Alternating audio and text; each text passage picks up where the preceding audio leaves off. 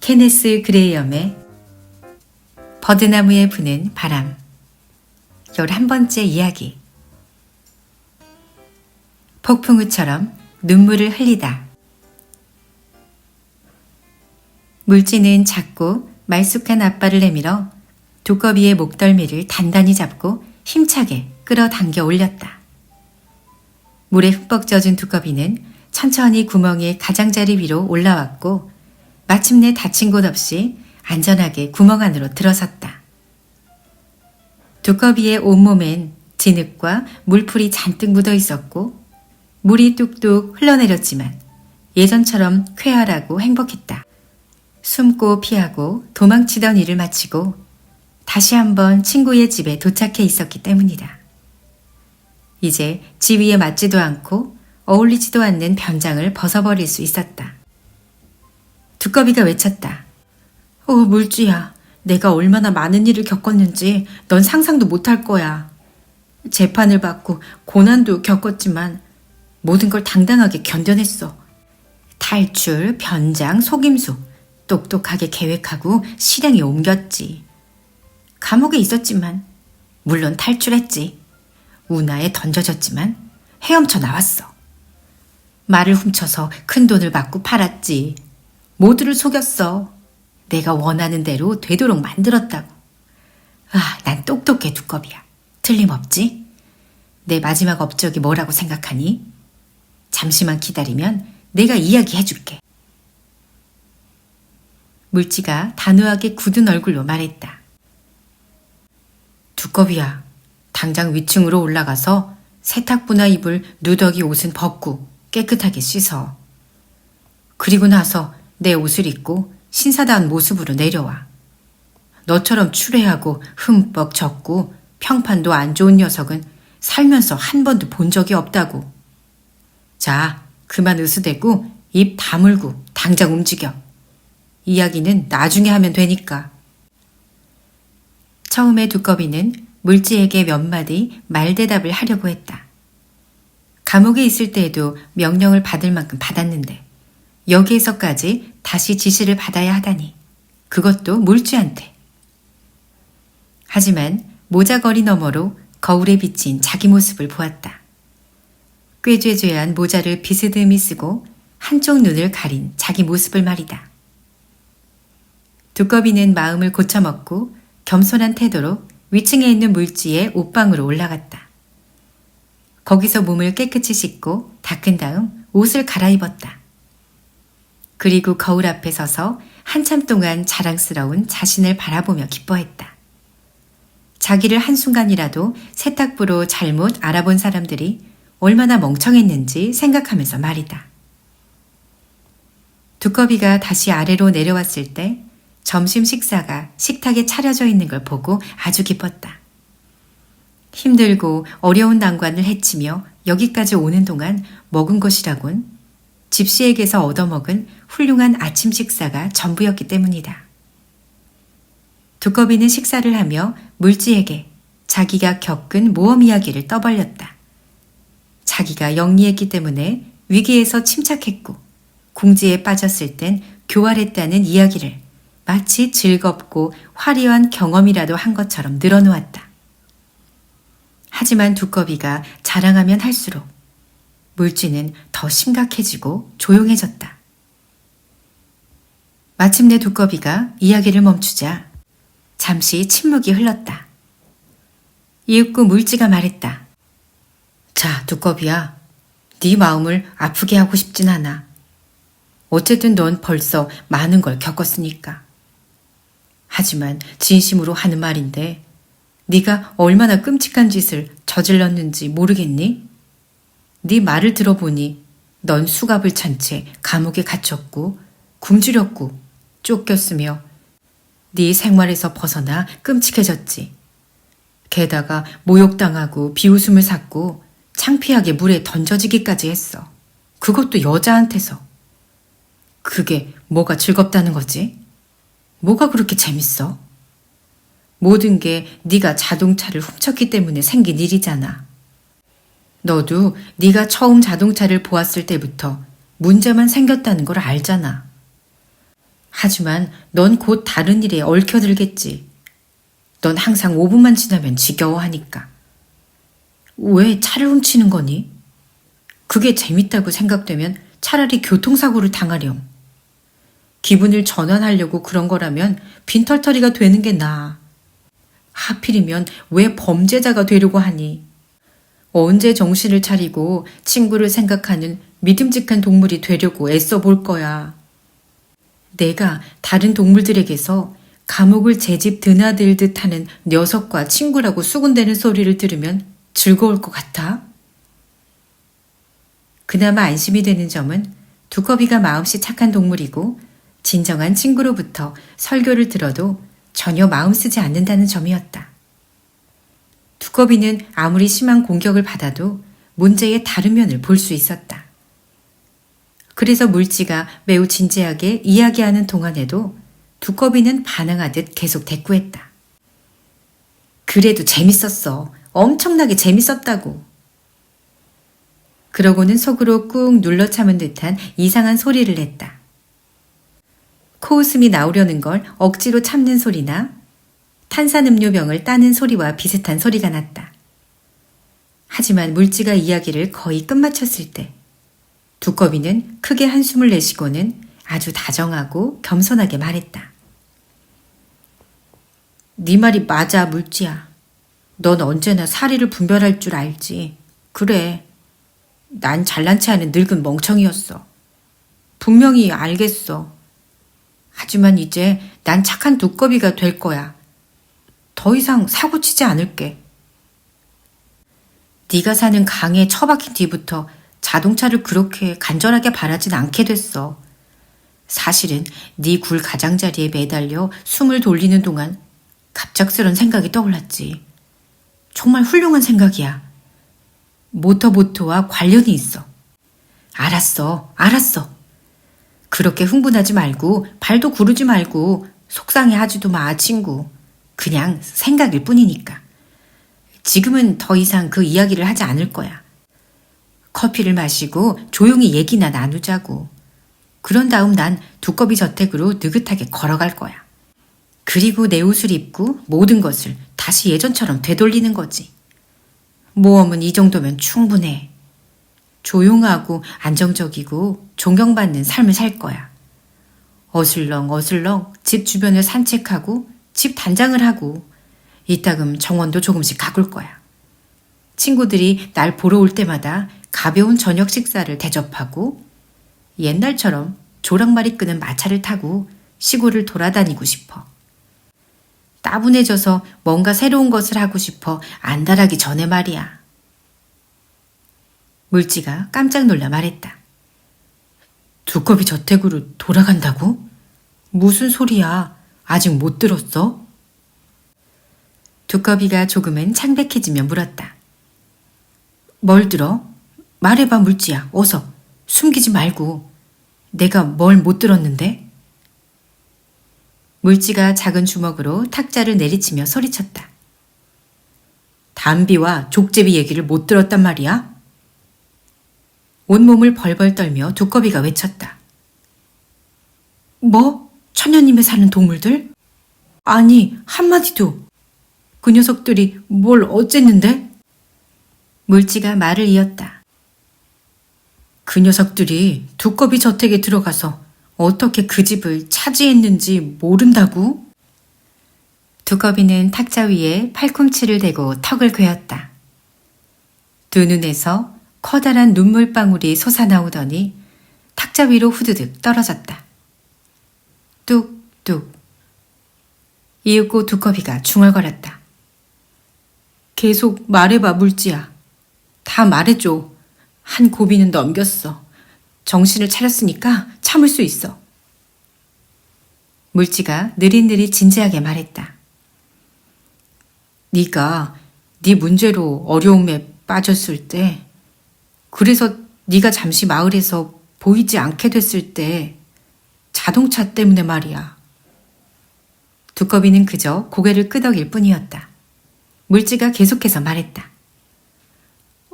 자연스럽게 여기에서도 말이 많았어. 강가를 따라서 뿐만이 아니라 천연님 안에서도 그랬지. 늘 그렇듯이 동물들은 폐가 갈렸어. 강둑에 사는 이들은 네가 불명예스러운 취급을 받았다고 했어. 요즘 세상엔 정의가 없다고 외치며 네 편을 들었지. 하지만 천연님에 사는 동물들은 매정하게 이야기하면서 네가 그런 취급을 받아도 싸다고 고소해했어. 이제 사고 치는 것도 멈출 때가 됐다면서 말이야. 그리고 더 대담해져서 이번엔 네가 완전히 끝장났다고 떠들고 다녔어. 넌 절대 다시 돌아오지 않을 거라고. 절대로 절대. 두꺼비는 여전히 입을 다문 채 다시 고개를 끄덕였다. 그게 그 작은 짐승들이야. 하지만 두더지와 오소리 아저씨는 처음부터 끝까지 변함없었어. 네가 곧 돌아올 거라는 기대를 끝까지 저버리지 않았지. 어떻게 돌아올지는 몰라도 어쨌든 돌아올 거라고 말이야. 두꺼비는 다시 의자에서 자세를 바르게 하고는 조금 희죽거렸다. 물지가 계속 말했다. 둘은 지금까지 있었던 일들을 놓고 주장했어. 너처럼 입만 살아있고 뻔뻔하며 두둑한 돈주머니에 힘만 믿는 녀석을 법이 이겼다는 얘기를 들어본 적이 없다고 말이야. 그래서 둘은 자기네 물건을 네 저택으로 옮기고 거기서 생활하면서 환기도 시키고 네가 나타날 때를 대비해 모든 준비를 했어. 물론 어떤 일이 벌어질진 짐작도 못했지. 천연님의 동물들을 의심하긴 했지만 이제 고통스럽고 비극적인 부분을 말해야 하는구나. 어느 깜깜한 밤이었어. 칠흑처럼 어두웠지. 바람도 세차게 불었고 비가 억수같이 쏟아졌어. 족제비 한 무리가 완전 무장을 하고 마차길을 지나서 너희 집 현관으로 조용히 기어 올라왔어. 그와 동시에 흰 족제비 무리도 텃밭을 지나 필사적으로 뒷마당과 사무실을 점령했지. 그 사이 싸움을 맡은 담비 한 무리가 거침없이 온실과 당구장을 점령하고 잔디밭 쪽으로 난 창문을 열었어. 두더지와 오소리 아저씨는 흡연실 난로 옆에 앉아 아무 의심도 하지 않고 대화를 나누고 있었어. 누가 공격해 올 만한 밤은 아니었거든.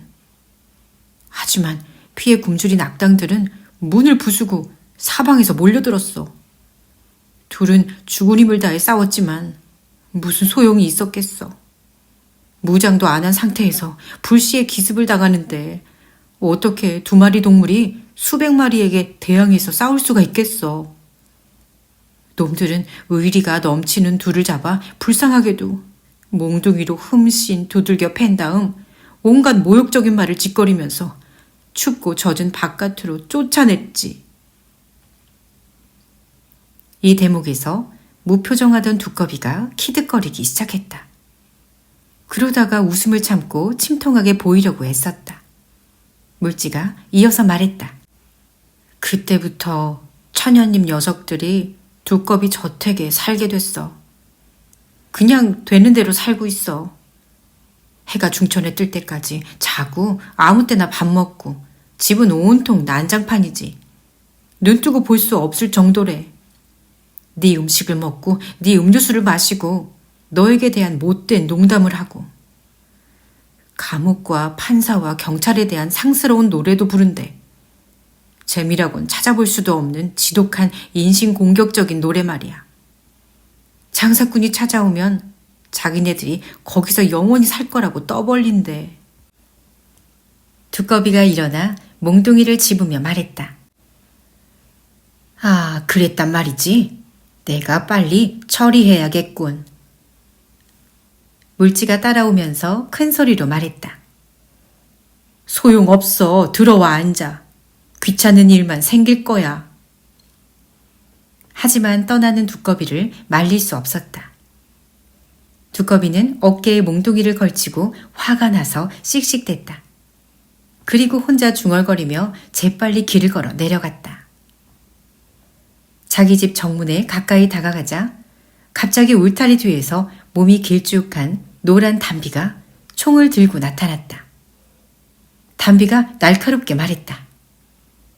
누구냐? 두꺼비가 몹시 화를 내며 말했다.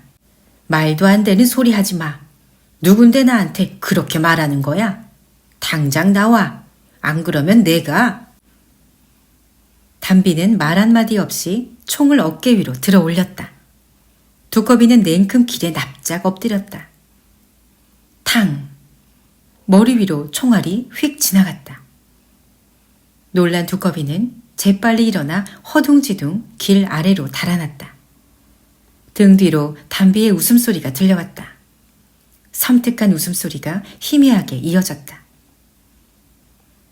두꺼비는 풀이 잔뜩 죽은 채 돌아와서 물쥐에게 그 일을 이야기했다. 물쥐가 말했다. 내가 뭘 했어. 소용없다고. 녀석들은 보초를 세웠고 모두 무장하고 있어. 그냥 기다려야 해. 그래도 두꺼비는 한 번에 모든 걸 포기할 마음이 없었다. 그래서 배를 꺼내 강을 거슬러 올라가 두꺼비 저택 앞마당이 보이는 곳까지 노를 저어갔다. 옛집이 보이는 곳에 도착하자 두꺼비는 노를 내려놓고 조심스럽게 땅을 살폈다. 모든 게 평화롭고 조용해 보였다. 저무는 햇살을 받아 붉게 빛나는 두꺼비 저택의 정면 모습이 눈에 들어왔다. 지붕의 고든 선을 따라 비둘기가 두세 마리씩 짝지어 앉아 있었다. 정원의 눈부시게 핀 꽃, 보트 창고로 이어지는 색강, 색강을 가로지르는 작은 나무다리. 모두 두꺼비가 돌아오길 기다리고 있는 것처럼 사람의 흔적 하나 없이 고요했다. 두꺼비는 먼저 보트 창고로 가봐야겠다고 생각했다. 매우 조심하며 색강 어귀를 지나 다리 밑을 막 지나가려고 하는데 쾅! 커다란 돌덩어리가 위에서 떨어져 배 바닥을 뚫고 지나갔다. 배에 물이 차서 가라앉았고 두꺼비는 깊은 물속에서 허우적거렸다. 위를 올려다보니 담비 2마리가 다리 난간에 기대어 두꺼비를 내려다보면서 즐거워하고 있었다. 담비들이 두꺼비에게 소리 질렀다. 다음엔 네 머리야, 이 두꺼비야. 몹시 흥분한 두꺼비가 기슭으로 헤엄쳤고 그 사이 담비들은 서로 붙잡고 배꼽이 빠져라 웃어댔다. 웃다가 거의 2번이나 발작을 일으킬 정도였다. 그러니까 한 마리에 한 번씩 그랬다는 말이다. 두꺼비는 피곤한 몸으로 길을 되짚어 걸었다. 그러고는 물쥐에게 그 힘 빠지는 일에 대해 들려줬다. 물쥐가 뿌르뚱하게 말했다. 내가 뭐라고 했니? 자, 저길 봐. 네가 무슨 짓을 했는지 보라고. 내가 그렇게 아끼던 배를 잃어버렸잖아. 너 때문이야. 게다가 내가 빌려준 멋진 옷도 망쳐버렸잖아. 두고 봐. 넌 정말 어쩔 도리가 없구나. 너한테 친구가 나만 할지 정말 궁금하다고. 두꺼비는 곧바로 자기가 얼마나 잘못되고 어리석은 짓을 했는지 깨달았다. 자기의 잘못과 삐뚤어진 생각을 인정하고 잃어버린 배와 망친 옷에 대해 물쥐에게 진심으로 사과했다. 이렇게 솔직하게 사과하면 늘 친구들은 비판을 누그러뜨리고 다시 두꺼비 편으로 돌아왔다. 물쥐야, 난 정말 고집불통의 제멋대로인 녀석이었어. 이제부턴 고분고분하고 겸손해질게. 네가 친절하게 충고해주고 동의해주지 않으면 절대 움직이지 않을게. 마음씨 착한 물쥐는 어느새 기분이 풀렸다. 정말 그렇게 생각한다면 내 충고는 시간이 늦었으니까 앉아서 저녁을 먹으라는 거야. 금방 식탁에 준비해둘게. 그리고 꾹 참고 있어야 해. 두더지와 오소리 아저씨를 만나 최신 소식을 듣고 나서 회의를 열어 이 어려운 문제를 어떻게 해결할지 조언을 듣기 전까진 아무것도 할 수 없어. 두꺼비가 가볍게 말했다. 아, 그렇지. 두더지와 오소리 아저씨. 소중한 친구들은 어떻게 됐어? 둘 다 잊고 있었네. 물지가 꼬짓듯 말했다. 진즉에 물어봤어야지. 네가 비싼 자동차를 몰아 시골길을 돌아다니고 으스대며 순종 말을 타고 제일 좋은 식당에서 아침을 먹을 때 불쌍하고 헌신적인 두 동물은 비가 오나 눈이 오나 노숙을 하고 있었어. 낮엔 힘들게 일하고 밤엔 힘겹게 몸을 누인다고. 네 집을 지켜보고 주위를 순찰하면서 담비와 족제비들을 끊임없이 감시하고 있어. 어떻게 네 재산을 너에게 돌려줄 수 있을지 생각하고 계획을 세우고 고민하면서 말이야. 넌 그렇게 참되고 충실한 친구를 가질 자격이 없어. 정말로 자격이 없다고. 언젠가 네가 그 친구들과 같이 있을 때 소중히 여기지 않은 것을 후회해도 너무 늦을 거야. 두꺼비가 뜨거운 눈물을 흘리며 흐느꼈다. 난 은혜도 모르는 짐승이야. 나도 알아. 춥고 어두운 밤이지만 친구들을 찾으러 나가야겠어. 친구들과 어려움을 나누려고 애쓸 거야. 잠깐만.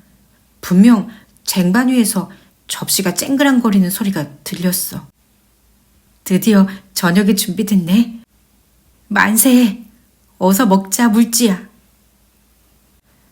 물지는 불쌍한 두꺼비가 오랫동안 감옥 음식을 먹었다는 걸 기억하고 너그럽게 봐줘야겠다고 생각했다. 그래서 두꺼비를 따라 식탁으로 들어갔다. 그동안 잘 먹지 못해서 부족해진 영양을 보충하려는 듯 음식을 열심히 먹는 두꺼비에게 따뜻한 마음으로 기운을 북돋웠다. 식사를 마치고 안락의자로 다시 돌아왔을 때 문을 묵직하게 두드리는 소리가 들렸다. 두꺼비는 두려웠지만 물지는 두꺼비에게 알 듯 모를 듯 고개를 끄덕이며 곧바로 문을 열었다. 오소리 아저씨가 걸어 들어왔다. 오소리 아저씨는 편리하고 편안한 집을 떠나서 몇 날 밤을 밖에서 보낸 모양새였다. 신발엔 진흙이 잔뜩 묻어 있고 털은 마구 헝클어져 있었다. 그러고 보면 오소리 아저씨는 한창 때에도 그렇게 멋진 모습은 아니었다. 오소리 아저씨가 근엄하게 두꺼비에게 다가가서 악수를 청하며 말했다. 집에 돌아온 걸 환영한다, 두꺼비야.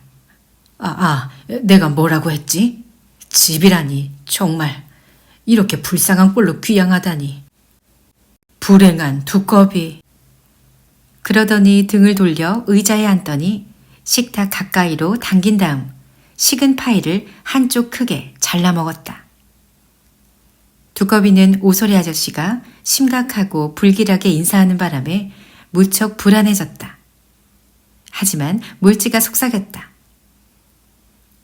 신경 쓰지 마. 아는 체도 말고 아직은 오소리 아저씨에게 아무 말도 하지 마. 언제나 배가 고플 땐 기운도 없고 우울한 법이니까. 30분 뒤면 아주 달라져 있을 거야. 그래서 둘은 조용히 기다렸다. 또다시 가볍게 문 두드리는 소리가 들렸다. 물지는 두꺼비에게 고개를 끄덕이며 문으로 다가갔고 몹시 허름하고 씻지도 않았으며 마른 풀과 지푸라기를 털에 붙인 두더지를 데리고 들어왔다. 두더지가 활짝 웃으며 외쳤다. 만세! 두꺼비가 돌아왔구나. 널 다시 보다니 정말 기뻐. 그리고 두꺼비 주위를 돌며 춤을 췄다. 네가 이렇게 일찍 돌아올 거라곤 꿈에도 생각하지 못했어. 그래, 탈출한 게 틀림없구나. 똑똑하고 기발하고 영리한 두꺼비야. 물지가 불안해하며 두더지의 팔꿈치를 잡아당겼다. 하지만 너무 늦었다. 두꺼비는 어느새 온몸에 잔뜩 힘을 주고 있었다. 똑똑하다고? 아니야. 내 친구가 말하는데 난 정말 똑똑하지 않아. 난 그저 영국에서 가장 튼튼한 감옥에서 탈출했을 뿐이야. 그게 다라고. 그리고 변장한 채 온 나라를 돌아다니며 모두를 속였지. 그게 다야. 아니야, 난 어리석은 멍청이야. 맞아, 두더지야. 내가 시시한 모험 한두 가지를 들려줄 테니까 네가 판단해봐. 두더지가 식탁으로 가며 말했다. 그래. 내가 먹는 동안 얘기해봐. 아침 먹은 뒤로 빵 한 조각 못 먹었다니까. 그러더니 자리에 앉아서 차가운 쇠고기 요리와 피클을 양껏 먹었다. 두꺼비는 난로 앞 깔개 위에 두 다리를 벌리고 서서 앞발을 바지 주머니에 찔러 넣었다. 그리고 은화를 꺼내 보이며 큰 소리로 말했다. 봐, 잠깐 일한 대가치곤 나쁘지 않지? 그렇지? 내가 어떻게 한 것 같아? 두더지야. 말을 팔았어. 그게 내가 한 일이야. 엄청나게 관심이 생긴 두더지가 말했다. 계속해봐, 두꺼비야. 두꺼비야, 제발 조용히 해. 그리고 두더지야, 두꺼비가 누군지 안다면 부추기지 마. 대신 가능한 빨리 상황이 어떤지, 무엇을 먼저 해야 할지 말해줘. 드디어 두꺼비가 돌아왔잖아. 두더지가 기분 나쁜 듯 말했다. 상황은 최악이야. 그리고 뭘 해야 하는지에 대해 말하자면, 그거 참, 나도 그걸 알면 좋겠네. 오소리 아저씨와 난 그곳을 밤낮으로 돌고 또 돌았어. 하지만 늘 똑같아. 어디에나 보초가 서 있어서 우리를 향해 총을 겨누고 돌을 던지지. 망두 위에서도 늘 한 마리가 감시를 하는데 우리를 보면 세상에 어찌나 웃어대는지 난 그게 가장 마음에 안 들어. 물지가 깊이 생각하며 말했다. 아주 어려운 상황이군. 하지만 이제 알 것 같아. 이제 두꺼비가 정말로 뭘 해야 할지 마음 깊은 곳에서 깨달았어. 말해줄게. 두꺼비는 말이야. 두더지가 입에 음식을 잔뜩 물고 소리쳤다. 안 돼. 두꺼비는 하면 안 돼. 당치도 않아. 두꺼비가 해야 할 일은 두꺼비가 흥분하며 소리 질렀다. 난 안 할 거야. 그게 뭐든. 난 너희들한테 지시받지 않을 거라고. 우린 내 집에 대해서 얘기하고 있고 난 내가 뭘 해야 할지 정확히 알아. 그러니까 말해줄게. 난 말이야. 셋이 한꺼번에 목소리를 높여 떠들자 시끄러운 소리가 귀에 먹먹해질 정도였다. 그때 가늘고 바싹 마른 소리가 들렸다. 너희 모두 당장 조용히 해. 모두 순식간에 입을 다물었다. 파이를 다 먹은 오소리 아저씨가 의자를 돌려 모두를 엄한 눈으로 쳐다봤다. 모두가 시선을 집중하고 오소리 아저씨가 입을 열기를 기다렸다. 오소리 아저씨는 다시 식탁 쪽으로 등을 돌리고 치즈를 향해 손을 뻗었다. 이 존경스러운 동물이 단호한 말투로 아주 엄하게 명령하는 바람에 오소리 아저씨가 식사를 완전히 끝내고 무릎에서 부스러기를 치울 때까지 동물들 사이에서는 더 이상 말 한마디 나오지 않았다. 두꺼비가 자꾸 꼼지락거렸지만 물지가 단단히 눌러 막았다. 오소리 아저씨가 식사를 끝내자 의자에서 일어나 난로 앞에 서서 깊은 생각에 빠졌다. 마침내 심각하게 말했다. 두꺼비, 이 못돼 먹은 골칫거리야. 부끄럽지도 않니? 내 오랜 친구였던 네 아버지가 오늘 밤에 여기 있었다면, 그리고 네가 한 짓을 다 알았다면 뭐라고 말할 것 같니? 이때까지 다리를 꼬고 소파에 앉아있던 두꺼비는 얼굴을 숙이고 몸을 들썩이며 흐느끼고 뉘우쳤다. 오소리 아저씨가 이어서 조금 다정하게 말했다. 저런, 괜찮아. 울지 마. 지난 일은 잊어버리고 새롭게 시작하도록 노력할 테니까. 하지만 두더지가 한 말은 사실이야. 족제비들이 사방에서 보초를 서고 있어. 세상에서 가장 뛰어난 보초병들이지. 정면으로 공격할 생각은 처음부터 하지 않는 게 좋아. 우리보다 너무 강해. 두꺼비가 소파 방석에 대고 눈물을 흘리며 흐느꼈다. 그런 모든 게 끝장났군요. 난 군대나 가야겠어요. 다시는 소중한 두꺼비 저택을 안 볼 거예요. 오소리 아저씨가 말했다. 힘내, 두꺼비야. 네 집을 되찾기 위해 앞뒤 안 가리고 공격하는 것보다 나은 방법이 많아. 내 말 아직 안 끝났다. 이제 진짜 중요한 비밀을 말해줄게. 두꺼비는 천천히 일어나 앉았고 눈물을 닦았다.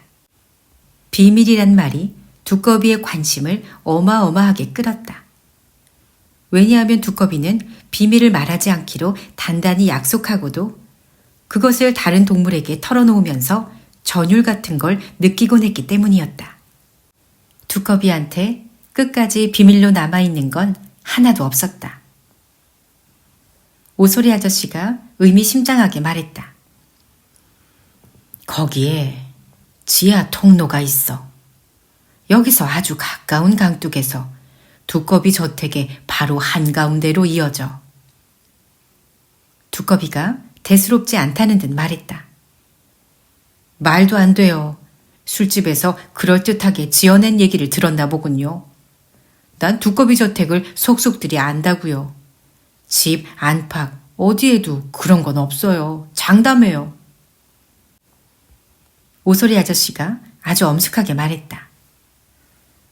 젊은 친구, 내가 아는 누구보다도 훌륭했던 네 아버지는 내게 특별한 친구였어.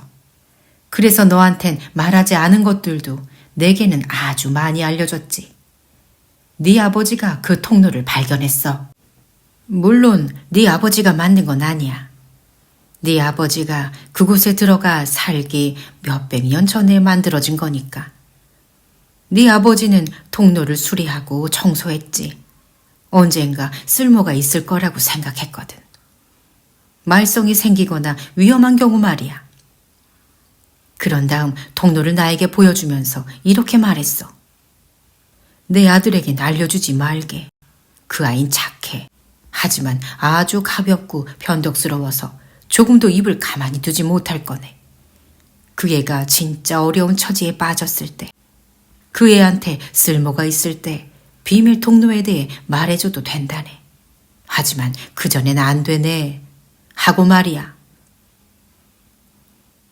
물지와 두더지는 이 사실을 두꺼비가 어떻게 받아들일지 궁금해서 두꺼비를 빤히 바라보았다.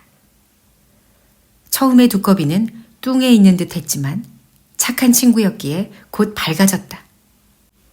두꺼비가 말했다. 이런. 어쩌면 내가 좀 말이 많을지도 몰라요. 나처럼 유명한 동물은 친구들이 늘 주변에 몰려드니까요. 우린 농담을 하고 생기와 재치가 넘치는 얘기를 나누죠.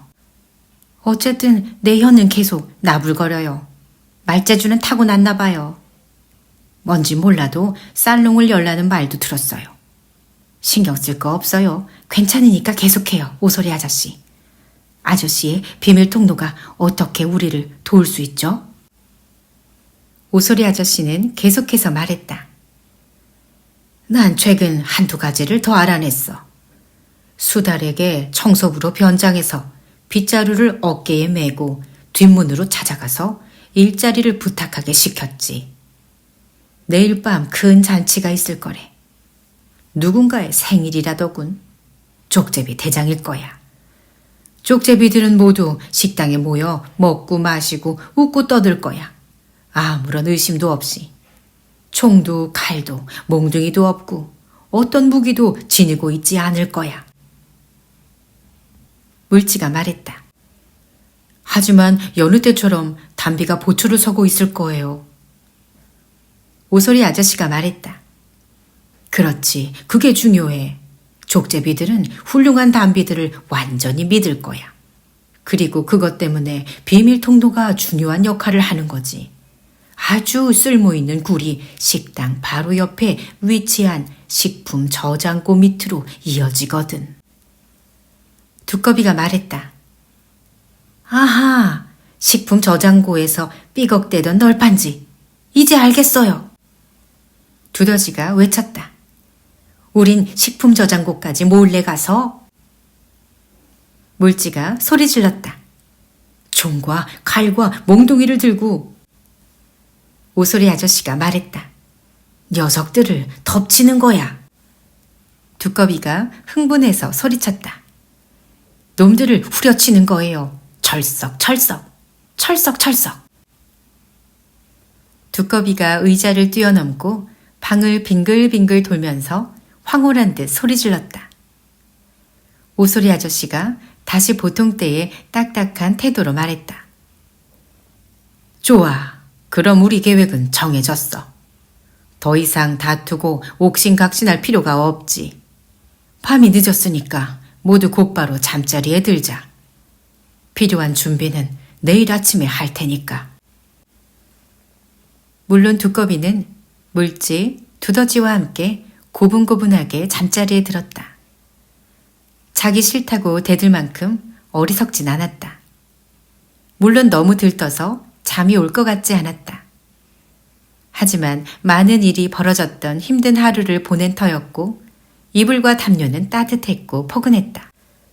찬바람이 들어오는 간방에 돌바닥 위에 깐 간단한 지푸라기와는 비교할 수도 없었다. 머리에 베개를 댄 지 얼마 지나지 않아 두꺼비는 행복하게 코를 골았다. 당연히 많은 꿈을 꿨다. 두꺼비가 길을 가려는데 길이 멀어졌고 우나가 쫓아와서 두꺼비를 붙잡았다. 저녁 모임이 막 시작되려는데 거룻배가 일주일치의 빨랫감을 들고 연회실로 당당하게 들어오기도 했고 두꺼비 혼자서 비밀 통로를 지나가는데 비밀 통로가 저절로 꼬이고 빙글빙글 돌고 흔들리다가 그 끝이 위로 솟구치기도 했다. 하지만 어쨌든 마지막에는 다친 데 없이 의기양양하게 두꺼비 저택으로 돌아가는 꿈을 꾸었다. 친구들이 자신의 주변에 모여 정말 똑똑한 두꺼비라고 진심으로 칭찬을 해주었다. 두꺼비는 다음날 아침 늦게까지 잠을 잤다. 아래층에 내려왔을 때는 모두 아침 식사를 마친 뒤였다. 두더지는 어디에 가는지 아무에게도 말하지 않고 혼자 빠져나갔다. 오소리 아저씨는 안락 의자에 앉아 신문을 읽었다. 바로 그날 저녁에 일어날 일에 대해서는 눈꽃만큼도 신경 쓰지 않는 것 같았다. 다른 한편으로 물지는 온갖 종류의 무기를 한아름 팔에 든 채 바쁘게 돌아다니며 4개의 작은 무더기로 나누어 바닥에 늘어놓았다. 물지가 들떠서 숨을 죽인 채 돌아다니며 말했다. 여기 물지 칼 하나, 두더지 칼 하나, 두꺼비 칼 하나, 오소리 아저씨 칼 하나. 여기 물지 권총 하나, 두꺼비 권총 하나, 두더지 권총 하나, 오소리 아저씨 권총 하나. 이런 소리가 규칙적으로 계속되는 사이 4개의 작은 무더기는 점점 커졌다. 이윽고 오소리 아저씨가 신문 너머로 바쁘게 움직이는 물지를 보고 말했다. 다 좋다 물지야. 4개에 따지는 건 아니야. 하지만 혐오스러운 총을 들고 있는 담비는 그냥 지나치자. 그러면 칼이나 권총이 필요 없을 거야.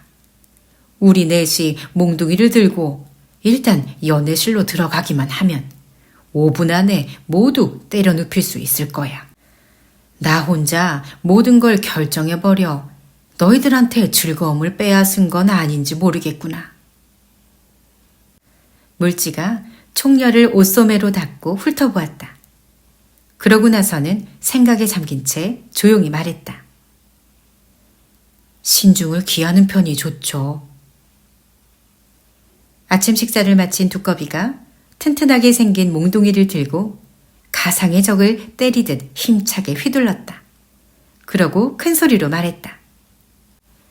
내 집을 훔쳐간 대가를 배워주겠어. 배워줄 거야. 배워줄 거라고. 물지가 무척 놀라며 말했다. 배워주겠다고 말하지 마. 그건 제대로 된 표현이 아니야. 오소리 아저씨가 조금 짜증을 내며 물었다. 넌 왜 늘 두꺼비에게 잔소리를 하니?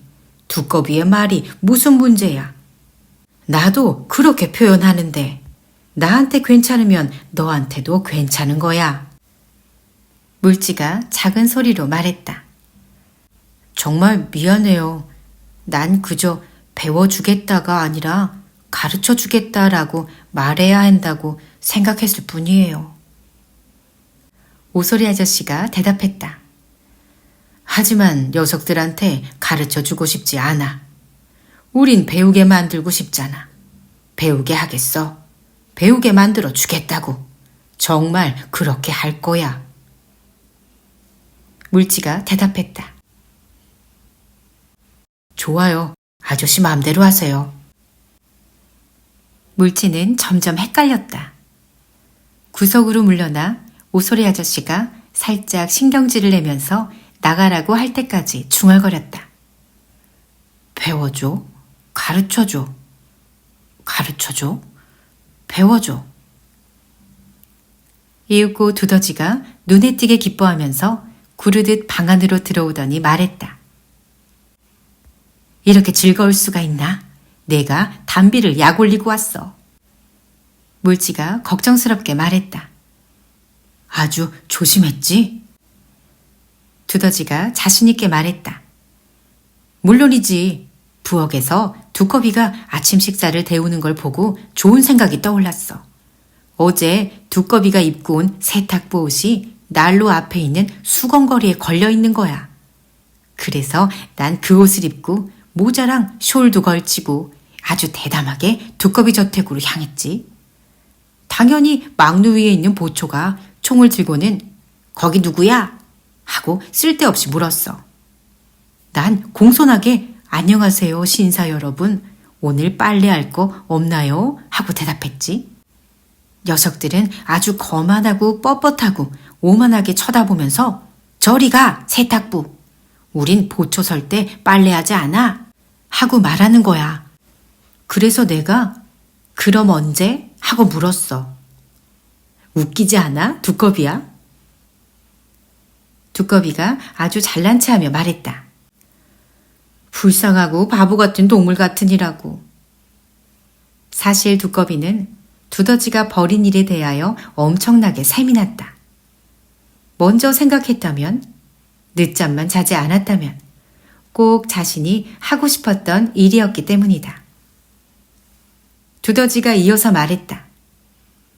담비 몇몇은 얼굴이 빨개졌어. 책임자가 내게 짧게 말하더군. 자, 이제 얼른 돌아가시오, 세탁부. 얼른 돌아가. 내 병사들이 초소에서 한가하게 잡담이나 떠들게 만들지 말고. 그래서 내가 말했지. 얼른 가라고? 조금만 지나면 얼른 가야 하는 건 내가 아닐 거요. 하고 말이야. 물지가 소스라치게 놀라며 말했다. 이런 두더지야. 그런 이야기를 하면 어떡해. 오소리 아저씨가 신문을 내려놓았다. 두더지가 이어서 말했다. 녀석들이 귀를 쫑긋 세우고 서로 쳐다보더군. 그러자 책임자가 녀석들에게 말했지. 신경 쓰지 마. 아줌만 자기가 무슨 말을 하는지도 모른다고. 그래서 내가 말했지. 아, 그런가요? 내 말 좀 들어봐요. 내 딸은 오소리의 빨래를 도맡아 해요. 이제 내가 뭔가 알고 있다는 걸 눈치챘겠죠? 댁들도 곧 알게 될 거예요. 바로 오늘 밤 피에 굶주린 오소리 100마리가 총을 들고 작은 목장을 지나 두꺼비 저택을 공격할 거라고요.